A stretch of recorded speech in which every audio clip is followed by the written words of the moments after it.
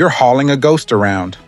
Take a second and really look at the way you're moving through your day. There's a heaviness in your stride, a specific kind of tension in your jaw that has nothing to do with your current workload and everything to do with your inventory. You are trying to build a 2026 masterpiece while still carrying the heavy rubble of a 2016 demolition. You call it a mistake.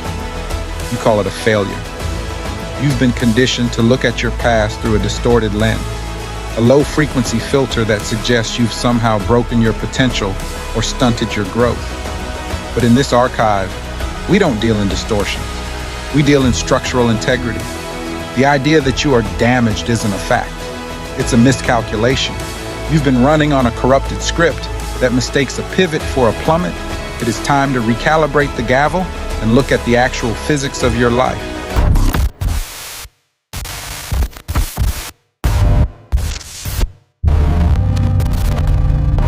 Let's go back to the dust of Egypt, 2600 BC. Pharaoh Sneferu was building the monument of his life. His builders were bold. They pushed the limits of physics, starting the pyramid at a 54-degree angle. It was a steep, aggressive render. But halfway to the summit, the stone began to talk. The internal chambers started to crack under the sheer weight of the ambition. The geometry was failing. Now, look at the choice they had. They could have called it a failure and walked away. They could have spent decades mourning the mistake of that 54-degree start. But an architect doesn't have time for mourning. They only have time for data. They realized the angle was unsustainable for that specific foundation. So, right there, in the middle of the sky, they changed the blueprint. They dropped the angle to 43 degrees. They finished the build. Today, it stands as the bent pyramid. It is famous because it is imperfect by mainstream standards. But here is the authority you need to hear. Without the bent data from that pyramid, they never would have had the structural intelligence to build the Red Pyramid, the first perfect, smooth-sided masterpiece in history. Your mistake wasn't a ruin. It was the angle shift required for your Red Pyramid. You didn't fail. You simply gathered the structural data required for the next level of your sovereignty.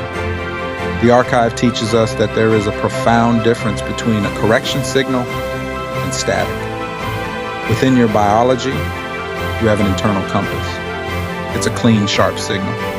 Its only job is to tell you when you've violated the sanctity of life or stepped on your own integrity. When you feel that natural guilt, it isn't a punishment. It's a gavel strike. It's your soul saying, course correction required. Once you acknowledge the data and adjust your angle, the signal is supposed to vanish. It has fulfilled its purpose.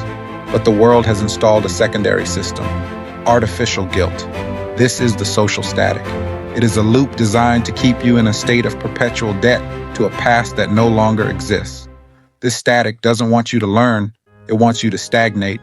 It is a low-frequency tether that keeps your focus pinned to the bent part of your pyramid, so you never look up to see the red summit waiting to be built. Stop, right where you are. Just breathe for a second. You've been fighting a war against a version of yourself that doesn't even exist anymore. You're trying to litigate a case in a court that has already been adjourned. Feel the room. Feel the weight of the air on your skin. That mistake you're obsessing over.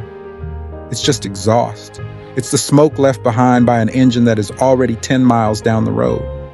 You can't grab smoke, and you sure as hell can't use it for fuel. Let the static settle. Let the room become quiet. You are the architect, and the architect is always in the now. This is where we execute the timeline migration. In the old frequency, you are a person who did something wrong and is now paying the price. That is a heavy, slow timeline. It's a crawl through the mud. It assumes the world is out to get you. But when you reclassify that action as structural data, you migrate. You shift your coordinate point. You realize that you aren't the one who made the mistake. You are the observer who authorized the experience to gain the wisdom. You are the one who took the hit to learn how to stand. This is frequency shifting in its most practical, gritty form. You aren't forgiving yourself in some soft, emotional way. You are decoupling your identity from a dead data point. You are migrating your focus from the bent angle to the red summit. You are realizing that the flaw in the stone was actually the anchor for the truth. In 2026, we don't have the luxury of carrying extra weight. The manifestation lag is too thin. What you focus on, you render. If you focus on your failures, you are literally authorizing a future of more failure. The mirror will always show you exactly what you believe you are. I want you to stand up and issue a sovereign promotion. Look at that past version of you, the one you've been punishing, and promote them to the rank of scout. They went into the darkness so you could have the light. They took the hit so you could have the armor. They built the bent pyramid so you could build the perfect one. Forgiveness is the act of a king or queen clearing the ledger. It is a power play. It is the refusal to let a dead yesterday dictate a living today. Clear your mirror. Authorize the depths. Command the light. The past is a probable geography you no longer inhabit. Release the smoke. The red pyramid is waiting, and you are the only one with the signature required to finish the build. You are the architect. I am the speaker. Welcome to the Validity. Authorizing architect access. The signal is valid.